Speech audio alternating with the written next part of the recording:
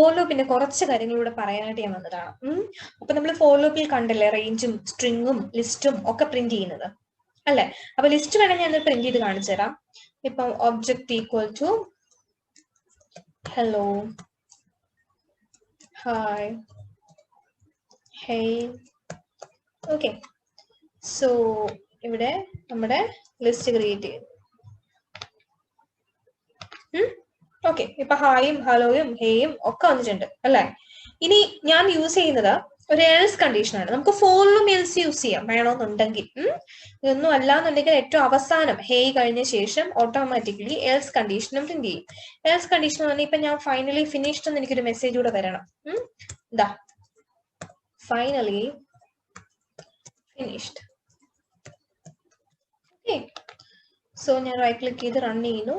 So ഏറ്റവും അവസാനമാണ് എനിക്ക് മെസ്സേജ് വന്നത്. എന്തുകൊണ്ടാണ്? എൽസ് ബ്ലോക്ക് എന്ന് പറയുന്നത് it is not be executed if the loop is stopped by a break statement. Okay, അത് പ്രത്യേകം ശ്രദ്ധിക്കേണ്ട ഒരു കാര്യമാണ്.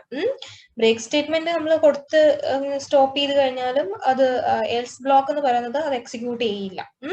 ഞാനത് വേണമെങ്കിൽ ഷോ ചെയ്ത് കാണിക്കാം.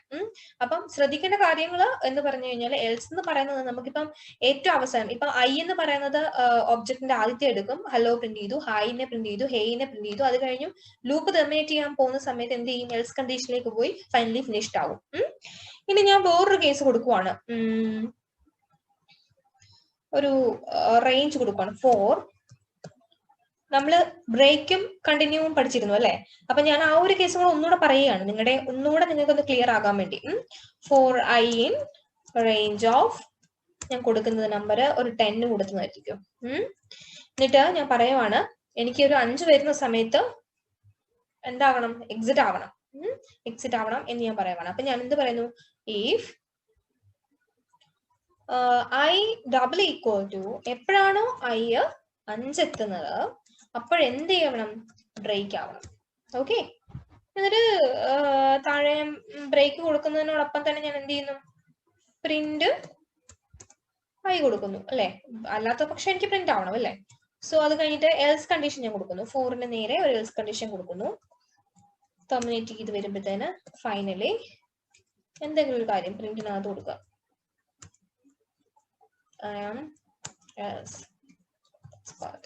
ജസ്റ്റ് കൊടുക്കുന്നു. ഓക്കെ, നമുക്ക് റൺ ചെയ്ത് നോക്കാം.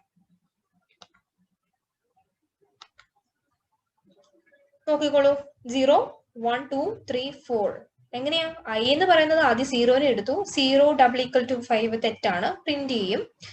2 വരും, 3 വരും, 4 വരും, 5 വന്നു. 5 ഡബിൾ ഈക്വൽ ടു 5 കറക്റ്റ് ആണ്. എന്ത് ചെയ്യും? ബ്രേക്ക് ആവും അല്ലെ? എന്നിട്ട് എൽസ് പാർട്ട് പ്രിന്റ് ചെയ്യോ? ഇതാണ് ഞാൻ പറഞ്ഞത്. ഈ നമ്മുടെ എൽസ് ബ്ലോക്ക് എന്ന് പറയുന്നത് not be executed if the loop is stopped by a break statement. Break സ്റ്റേറ്റ്മെന്റോട് കൂടി ഒരു ലൂപ്പിനെ എക്സിക്യൂട്ട് ചെയ്ത് കഴിഞ്ഞാൽ എൽസ് ബ്ലോക്ക് പ്രിന്റ് ആവില്ല. ഓക്കെ, അപ്പൊ ഇങ്ങനെയാണ് നമ്മളുടെ എന്താ ബ്രേക്ക് ഫോർ ലൂപ്പ് എല്ലാത്തിനകത്തും കൊടുക്കുന്നത് ഇങ്ങനെ തന്നെയാണ്. ഒരു പ്രത്യേകിച്ച് മാറ്റങ്ങളൊന്നുമില്ല. ഞാനിപ്പോ ഇവിടെ കാണിക്കാൻ കാര്യം നിങ്ങൾക്ക് ഒന്നുകൂടെ ഒന്ന് മനസ്സിലായി കഴിഞ്ഞാൽ ബെറ്റർ ആണല്ലോ എന്ന് കരുതിയാണ്. പിന്നെ വേറൊരു കേസ് ഉണ്ട്.